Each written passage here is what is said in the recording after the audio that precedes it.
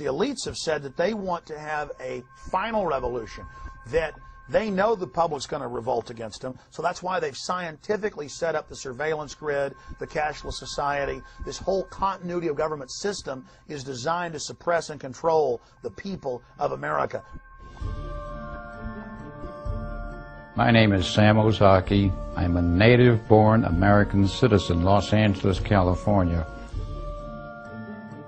When Franklin Delano Roosevelt signed Executive Order 9066, we were all rounded up like cattle and placed into America's concentration camps.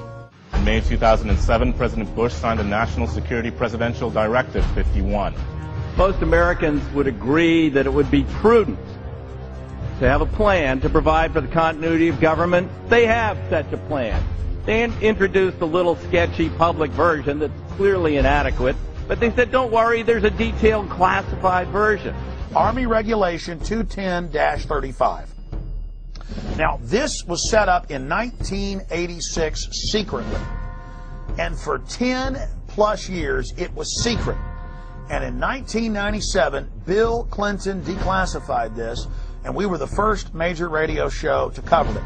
Since then, it's been expanded. This lists 12 camps to hold American citizens that have been built by the United States Army.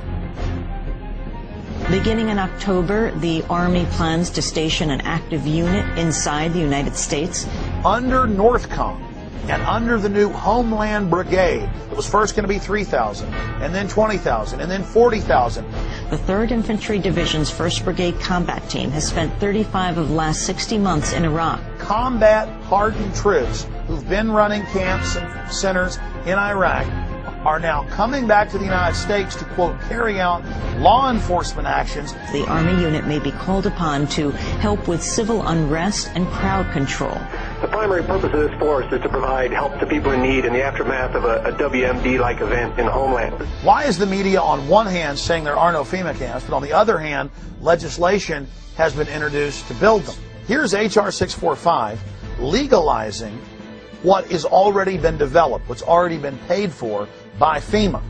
The government doesn't build things that are not needed or that there aren't contingency plans that say there's a reason for them. These are the kinds of camps that could be used for political dissidents, just like occurred in Nazi Germany.